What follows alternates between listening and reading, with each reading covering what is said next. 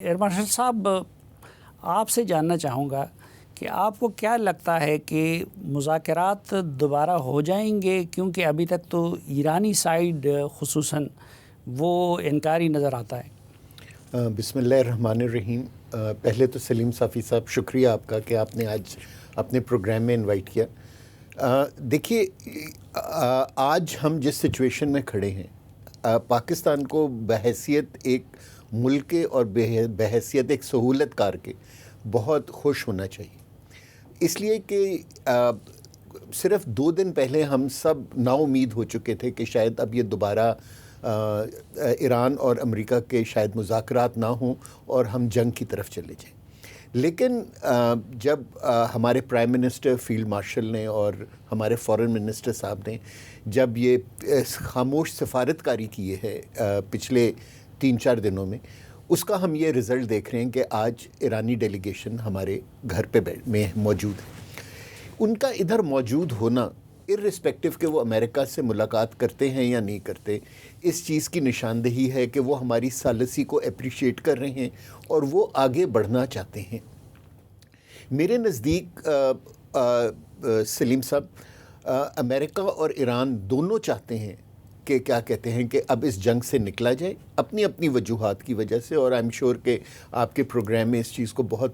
Detail میں discuss بھی کیا گیا ہوگا۔ لیکن دونوں کے اندر ایک بہت بڑی خواہش ہے کہ اب اس جنگ کو ختم ہونا چاہیے، لیکن دونوں جو ہیں اپنی اپنی ایگو میں پھنسے ہوئے ہیں، اور دونوں چاہتے ہیں کہ یہاں سے ایک نوشن آف وکٹری لے کے جائیں، اور یہی وہ مرحلہ ہے جو پاکستان نے مل کے ان دونوں کو عبور کرانا ہے۔ اگر آج سٹیو وٹکوف اور جیرڈ کشنر جو ہیں وہ امریکہ سے ٹیک آف کر لیتے ہیں اور ادھر آتے ہیں،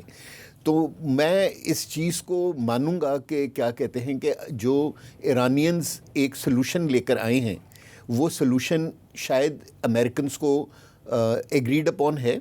اور وہ جو ہے اس کے اوپر آگے بات کرنا چاہتے ہیں۔ اور اگر ان کی امریکنز کے ساتھ ڈائریکٹلی فیس ٹو فیس بات ہو جاتی ہے، یہ تو بہت اچھا ہے۔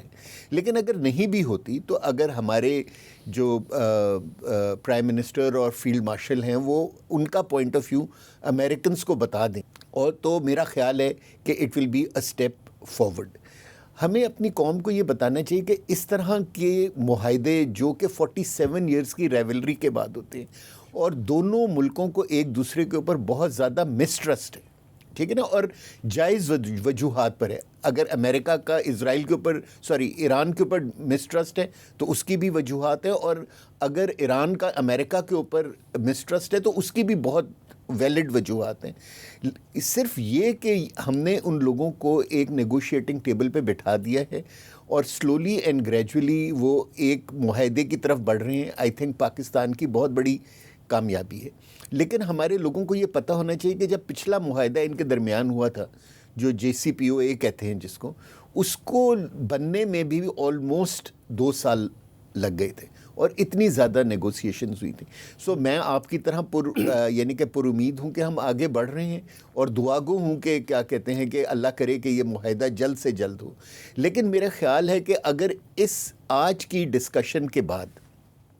اگر دونوں ایک ایک سٹیپ اٹھا لیں تو دنیا ایک سکھ کا سانس لے گی، اور وہ یہ ہے کہ ایران جو ہے وہ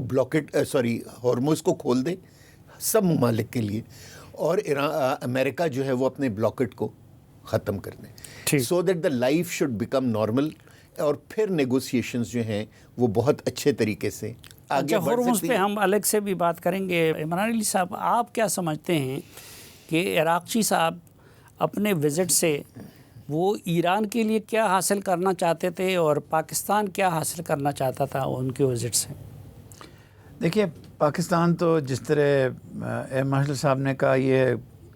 ٹاکس کہ دونوں کے درمیان ڈائریکٹ ٹاکس ہوں، پاکستان یہ حاصل کرنا چاہتا ہے۔ عراقچی صاحب پروبیبلی یہ بتانا چاہتے ہیں کہ وہاں چیزیں نارمل ہیں، میں پاکستان جا رہا ہوں، میں پاکستان کے بعد عمان اور روس جاؤں گا، میں ایران ایک حالت جنگ میں ہے لیکن اپنی ڈپلومیسی کر رہا ہے انٹرنیشنلی، اور لیکن اگر وہاں سے وٹکوف اور کوشنر چلتے ہیں، اور اللہ بہتر جانے انہوں نے کب چلنا ہے اور کب پہنچنا ہے، لیکن اگر وہ یہاں آ رہے ہیں تو مجھے لگتا ہے کہ شاید بیہائنڈ دا سینس کوئی نہ کوئی بات چیت ضرور ہوگی۔ ایک کاغذ کا مسودہ ہے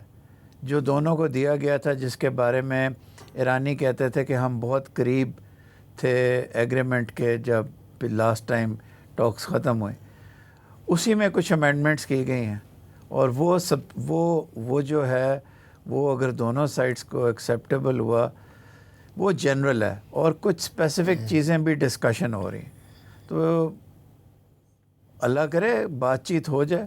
یا جس طرح سر نے کہا اگر وہ اپنی رسپانس ہی دے جاتے ہیں پاکستان کو، وہ بھی ایک movement in the right direction.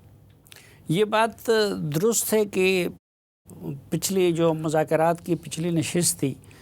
اس میں ایک ڈراپ تک پہنچ گئے تھے یہ لوگ، لیکن ادھر سے جے ڈی وینس چلے گئے. جی یہ بالکل صحیح ہے، اور اس کا اظہار ایران کے فارن منسٹر صاحب نے خود کیا ہے کہ we were this close to an agreement.